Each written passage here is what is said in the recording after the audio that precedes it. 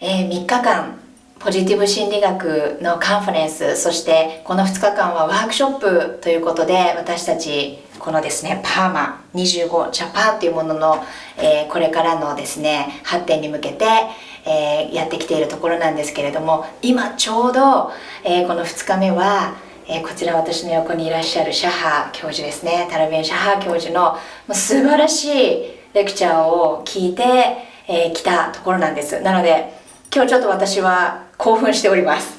なのでたくさんの質問とともにぜひともですね、教授のね考えていらっしゃることだとか、日本に対して思っていること、こんなことを聞いていけたらいいかなというふうに思っております。特にやはりその企業が変わっていくっていうことは私にとっても大変興味があることで、教授にとっても大変そこを専門とされているところでもあると思うので、そこにですねつながるようなお話ができたらいいなと思っております。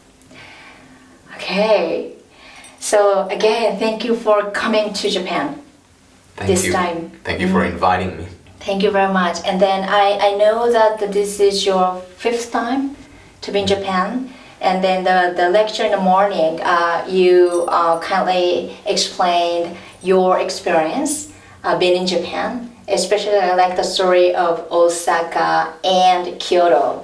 And I really like the notion of the power of the and. And then I have actually a lot of questions, but let me start with this question. What makes you to be in this field?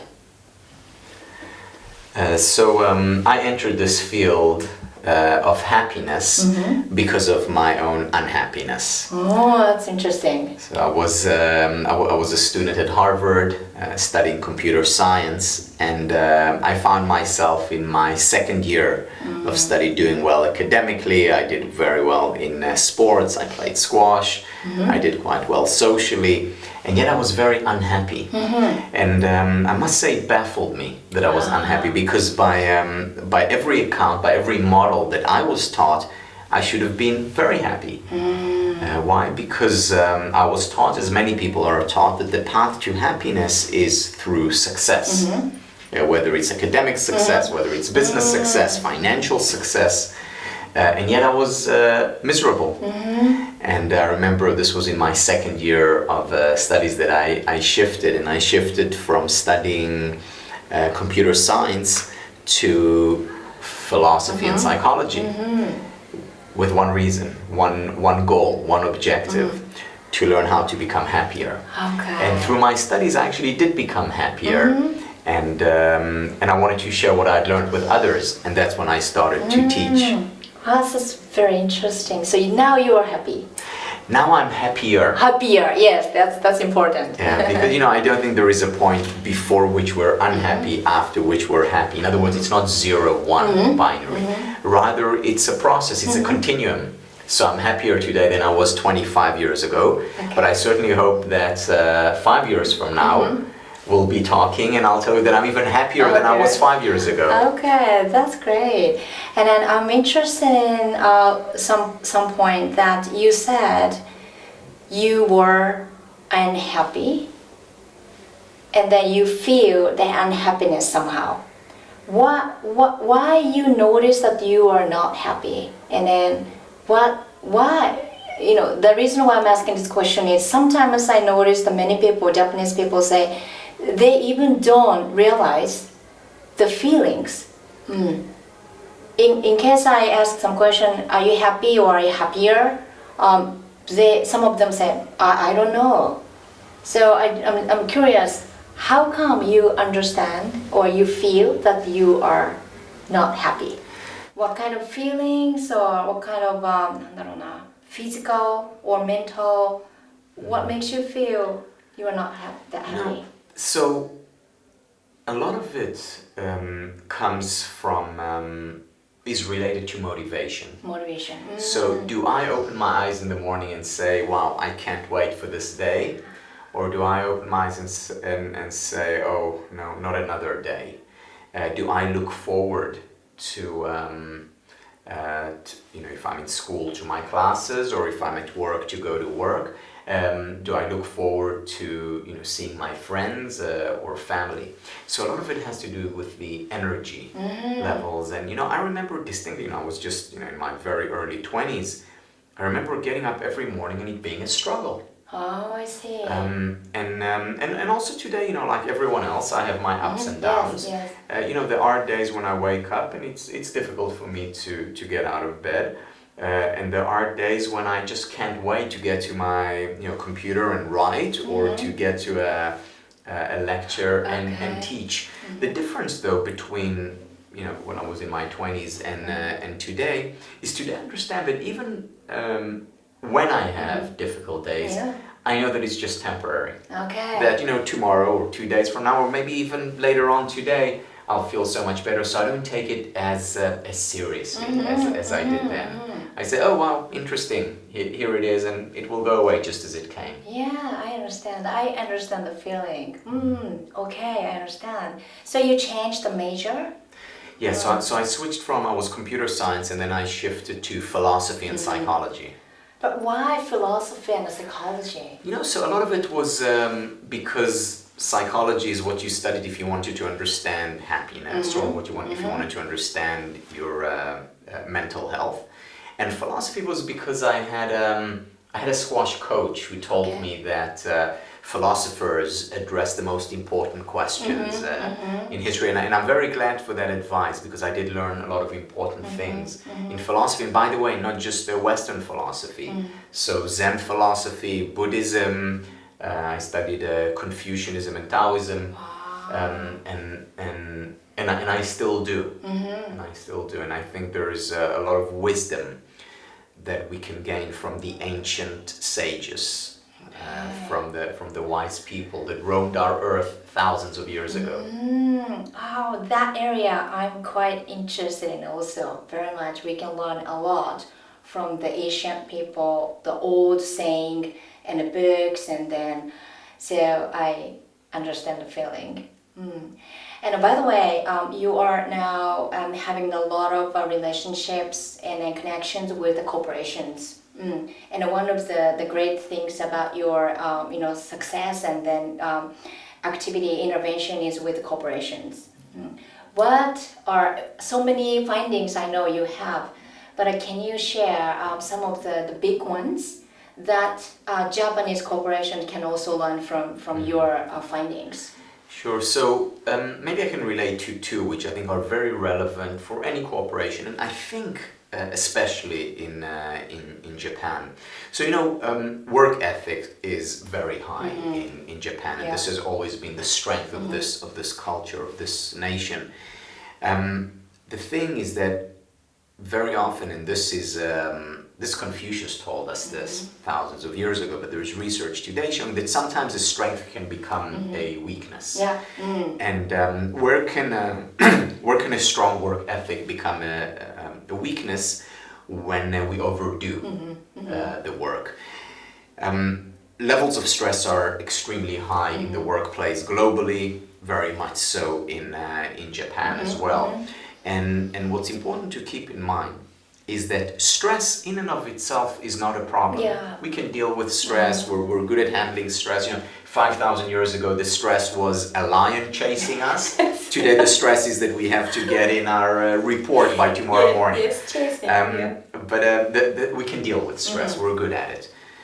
The thing that 5,000 years ago, we had periods of recovery. Why? Because when it was dark, we went into our cave or into our hut and, we went to sleep. Today, it's dark, we switch on the light and we continue working. In the past, we had time off. Today, we're on all the time. So there's no recovery. The problem in today's world, and this is where I think Japan as a country needs to introduce change, is more recovery time.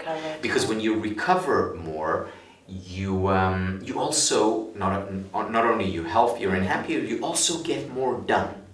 It's like a racing car going around the track. If you don't have pit stops, periods of recovery, the tires will blow up and you'll run out of fuel. So in the same way, it's important for us to take periods of recovery. So that's the first thing that I would introduce systematically in Japanese organizations. Now, recovery can be a 10-minute meditation or taking lunch while really recovering, or going for a walk maybe once or twice a day, even a short walk, 10 minutes. And maybe even meditation sessions in the evening or early morning.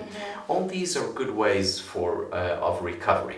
That's the first thing. The second thing that I would introduce here is the idea of psychological safety. Okay, psychological safety, yes. Yeah, psychological safety is a concept that was introduced in modern research by Amy Edmondson from Harvard Business School. And Amy Edmondson talks about the importance of people feeling safe, psychologically safe, in terms of making a mistake or failing and taking risks.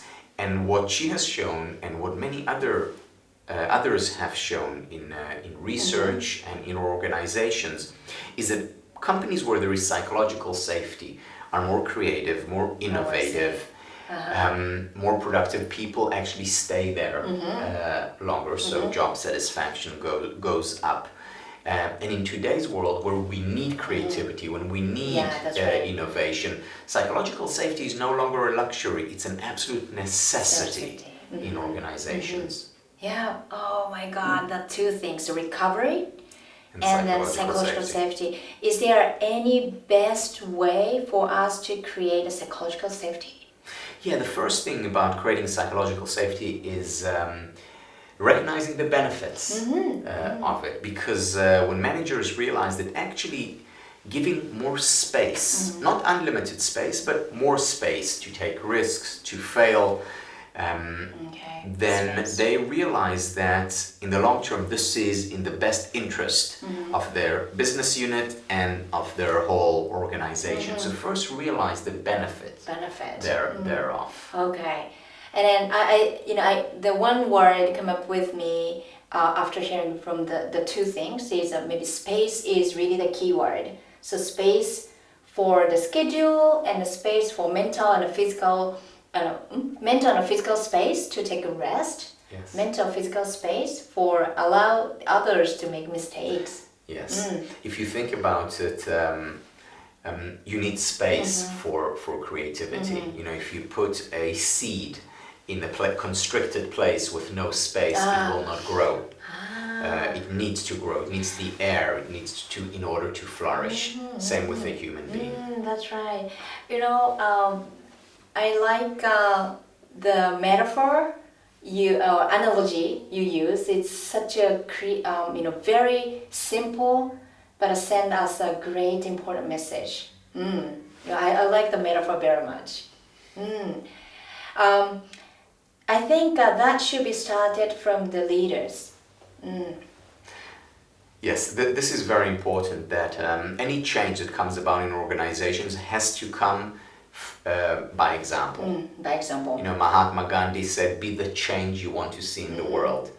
If you want a more honest organization, be honest yourself. If you want a more creative or innovative organization, take risks yourself. Put yourself on the line. It's okay if you fail, and then talk about it, because that's how you create psychological safety. Lead by example. I really want all the leaders in Japanese corporations, see this video and they learn from this conversation. But in the really end, can I have any messages to Japanese audience about the further prosperity and the peace for Japan? Yeah, Japan has all the elements, all the necessary components for flourishing and thriving, for both success as well as happiness. It has the foundation, the roots, the culture, the understanding, and what needs to happen now for the culture to flourish and grow is to use the cultural strengths, to implement them, and to look at modern research and what it has to say about success and flourishing in organizations and implement it. In other words, it's not getting rid of the old, it's celebrating the old and introducing the new. Yeah, old and new. I really believe that is really a great trigger for us to move forward. So, but PAMA, I strongly believe this is also another trigger for us to make our happier and make our country better. I agree. And also another thing to keep in mind is that very often small changes make a big difference. So you don't need to introduce radical change into organizations. Things are going great. The question is how to tweak it and make it even better. Small changes applied consistently make a big difference. Yeah. Kaizen change. Kaizen change, yes. So as long as each individual pay attention a little bit more about their own PAMA, I think that is also bring the big difference in the end. Over time, exactly. Thank you so much. Thank you very much. I enjoy talking to you very much. I do. And come over to Japan again, please. Whenever I'm invited, I'm only 14 hours Yes. away.